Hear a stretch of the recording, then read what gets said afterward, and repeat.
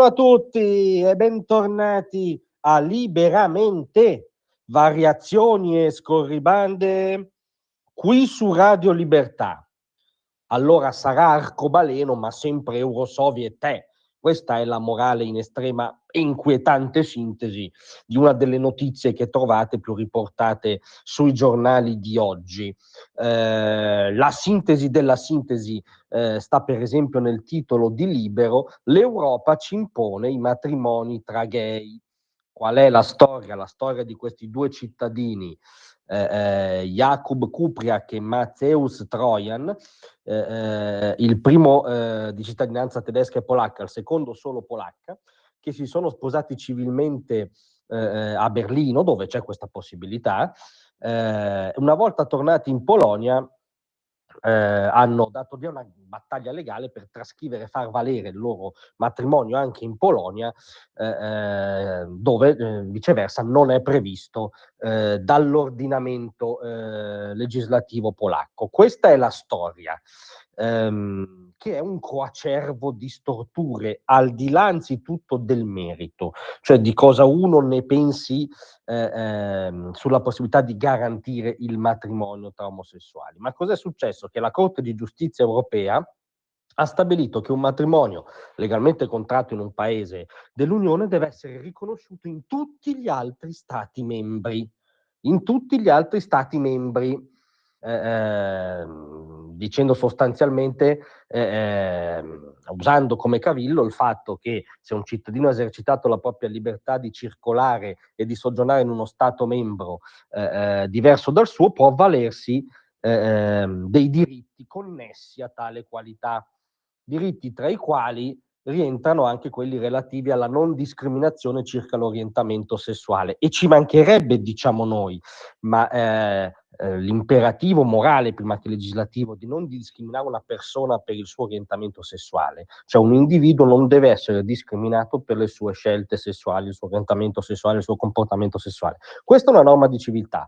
Tutt'altra cosa è però ricavarne l'obbligatorietà dell'istituto del matrimonio tra omosessuali col timbro della Corte di Giustizia europea, che dalla sua sede impone a tutto il continente, a tutti gli stati del continente, questa scelta che è politica, che attiene alla sovranità politica e nazionale degli stati, che deve essere espletata da chi rappresenta il popolo tedesco, il popolo polacco, il popolo francese, il popolo italiano, su mandato dei popoli medesimi espresso in libere elezioni. Altrimenti è un caso per eccellenza di quel Moloch burocratico, dirigista, leguleio in questo caso, eurocratico, prima ancora che europeo, in cui secondo la signora Thatcher già alla fine degli anni '80 si stavano trasformando le istituzioni europee. Pensate vivesse ora cosa penserebbe la Lady di Ferro. Non si può imporre un'ideologia ultradirittista arcobaleno per sentenza della Corte di Giustizia europea. È la morte della politica, è la morte dell'autodeterminazione dei popoli e degli stati-nazione, le entità di gran lunga più saldate nel principio di rappresentanza. È un altro caso di autoritarismo soft, dei buoni,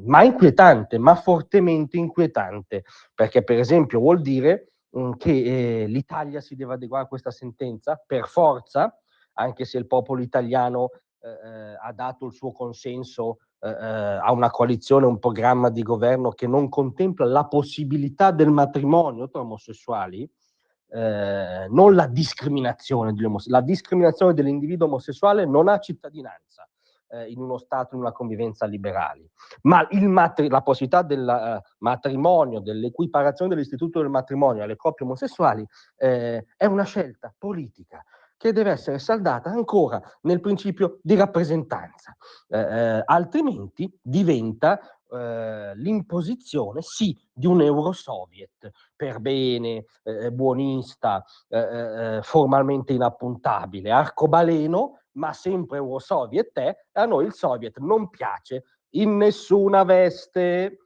Grazie a tutti, vi aspetto stasera alle